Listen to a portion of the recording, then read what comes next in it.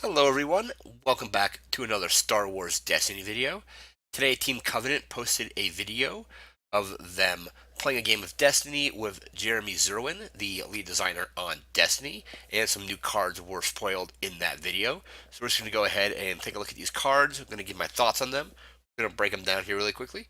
So first up, we have Rex, Clone Captain, Red Hero, Legendary, 11 or 14 points, 11 health, so that's always good. Health and points are the same, so 11 health for 11 points. 1 range, 2 range, 2 indirect, focus, resource, and blank. So he is a clone captain, and he is a leader and a trooper. So if they have anything that synergizes with leaders or troopers, he'll trigger those effects as well. Like we talked about with the Gungans, how Gungans can kind of synergize with each other. I'm sure we'll be doing stuff with troopers as well. His ability: before you activate this character, you may spend 1 resource or spot a clone trooper to take control of the battlefield.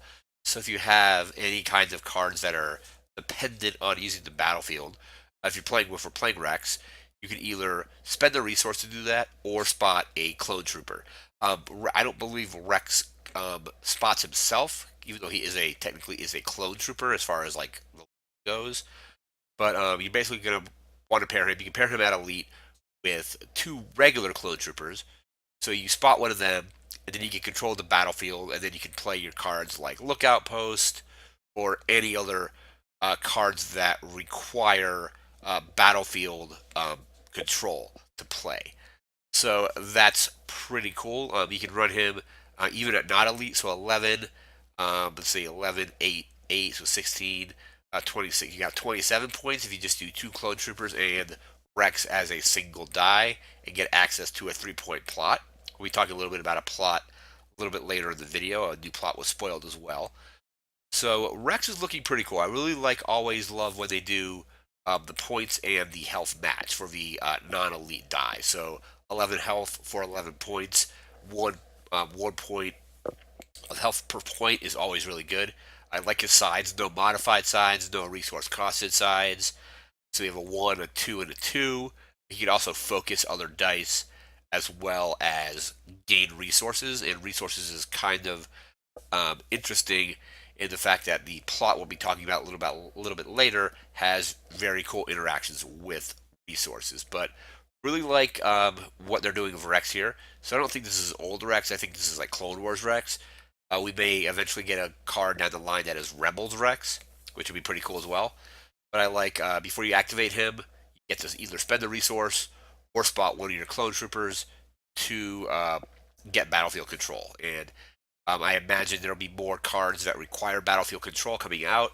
There are already a bunch of cards that do it now. Like I said, like Lookout Post is one of them, which is really good for indirect damage, but you need battlefield control to actually play it. And Rex will allow you to basically just take control of the battlefield, which is really cool. So, like, let's say you just rolled out both your clone troopers and you waited for Rex. Let's say your opponent claimed before Rex, you can then still take control of the battlefield and have basically to say play it out, like play your lookout post then, and off of your opponent's already claimed. So then basically you can just roll in, resolve Rex's indirect, maybe resolve the indirect on the lookout post. Let's say you rolled a blank and focus on Rex, you can focus into his indirect, or focus the lookout post into indirect as well. I think Rex is going to be really fun. That's our Hero Red Legendary. Again, 11 health, 11, 14. We're going to move into our next card. We'll be right back with that. And next up, we have Long Term Plan. This is our plot. So a Hero Red plot, 3 points. So if you were to do, let's say, like I said earlier, 2 clone troopers and a single die Rex, you can get access to this. So long-term plan, as an action, you can exhaust the plot to place 1 resource on it, or to resolve one of your dice, increasing its value by the number of resources on this plot. So basically, let's say like first round, you exhaust it, you throw a resource on it.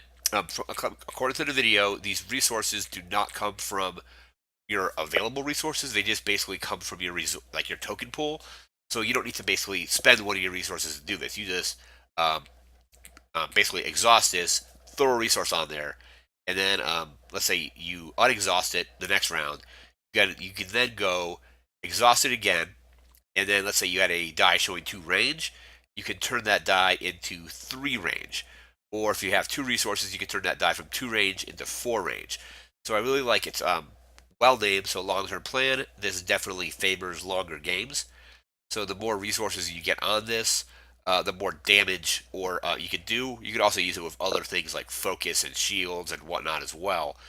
So let's say you want to do damage, you just throw resources on here, resolve dice increasing the damage by the number of resources, or if you need focus or shields, you do the same thing. So this is long-term plan, a hero red plot, so you will need a red character to use it. I don't believe there are any color-specific plots in Legacies. I think these are new to Way of the Force. So we have the blue one, which basically gives some of the unique stuff redeploy, like your unique weapons like Luke's lightsaber, Rey's lightsaber, those get redeploy. This is a red hero plot, which allows you to put resources on it to increase the value of dice that you're resolving, which is pretty cool. And next up, we have our last card. We'll be right back with that. And last card for this video is Bendu's Lair. Atollin, I think that's how you pronounce it. Neutral battlefield with a die. So when they announced Way of the Force several months ago, they announced there was going to be a battlefield that had a die. I don't know if there's going to be only this one or if there'll be more. But Bendu's Lair comes with a die, so your opponent will get access to this die if they happen to claim the battlefield. They'll be able to roll this die in and potentially resolve it. So there is a little bit of risk with that. We have 1 range, 2 indirect, focus, 2 shield, and a resource, and a blank. See, power action, roll this die into your pool. So you don't like activate the battlefield like you would a character.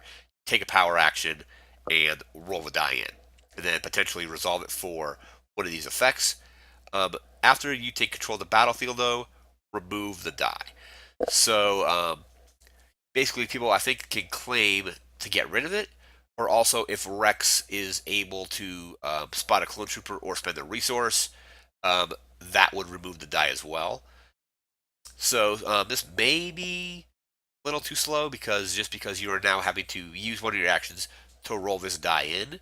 I think it's very interesting though having locations with dice. So we get I think it's a decent die. So no modifiers, no resource costs. We have 2 damage sides. We have a focus. We have a nice double shield side, and then you can also get resources out of it. And then, however, though, if people use card tricks to uh, switch control of the battlefield, or just basically like lockdown from Spirit of Rebellion, the die gets removed when that happens. So that is Bendu's Lair. I'm not really sure how I feel about the card yet. I think it's very interesting. I think if you're playing this though, you want to play a deck that's fast enough to use a power action to get the die into your pool and resolve it before somebody else can maybe play something to switch control, because once it switches control, the die leaves. So there is also some risk with running this as your opponent. Let's say you bring this die to the game, and then your opponent may be using that die against you if they happen to get in the battlefield. But those are today's spoilers. There'll be a link in the description to where you can check out the Team Covenant video. It's a pretty good interview where they play a game of Destiny as well. And again, that's going to do it for now.